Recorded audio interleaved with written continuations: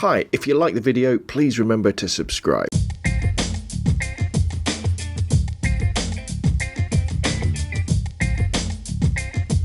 Hi, I'm Rob from robnonphoto.com, and in today's video we're going to be talking about the beginner's guide to the wife checklist. Now, DSLRs are great, aren't they? Well, film SLRs are great. Cameras are fantastic. We love photography.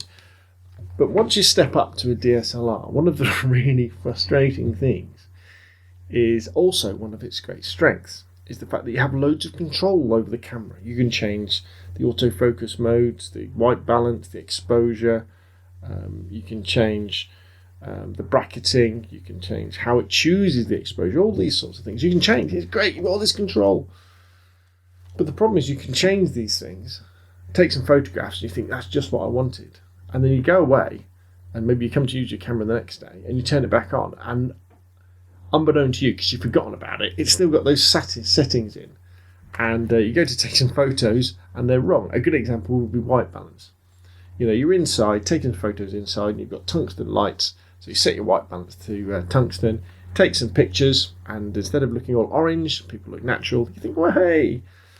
Then you go outside, and you take some photos outside and everybody's gone blue, which is no good. But we do have a little tool to help with this. Now, I can't quite remember who came up with this. It wasn't me, I read it somewhere.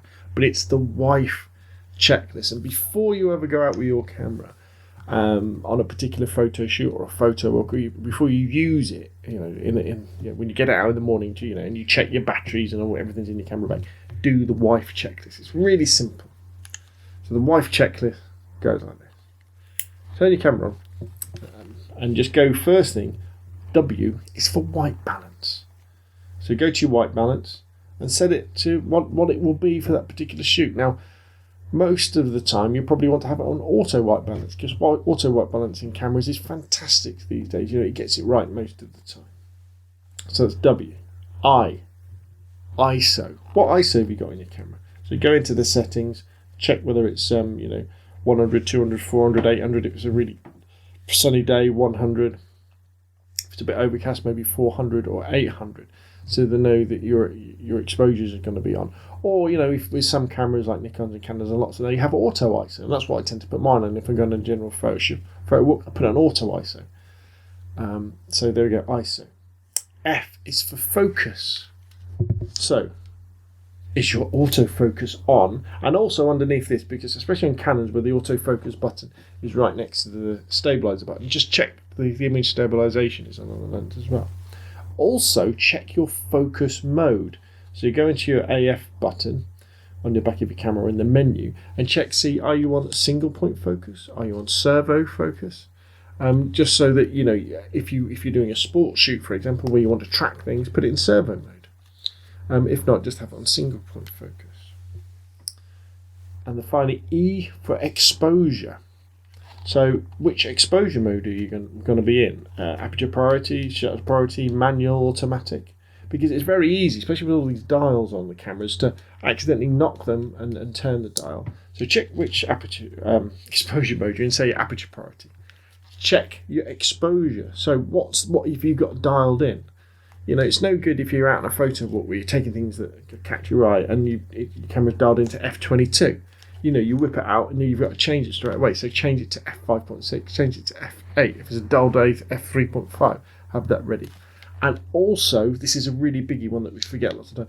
Check the exposure bracketing on the back or on the top. Is it in the middle? The day before, were you doing some HDRs or something, or trying to do some high or low key lighting? And you've got the bracketing a stop or two stops either way, and then every photo you take will either be too bright or too dark.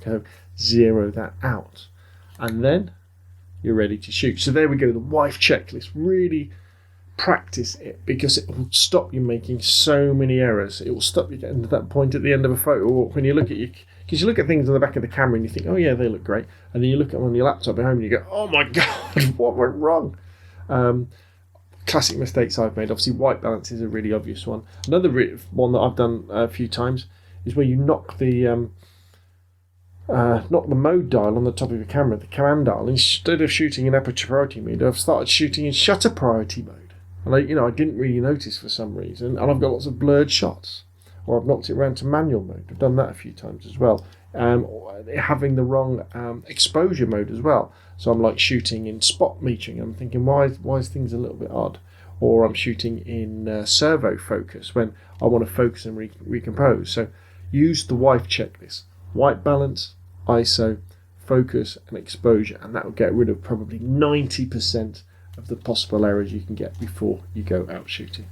Well, that's enough from me. My name's Rob from rob9photo.com. If you like the video, please hit the thumbs up, please subscribe, please put some comments down below, and hopefully I'll see you again soon.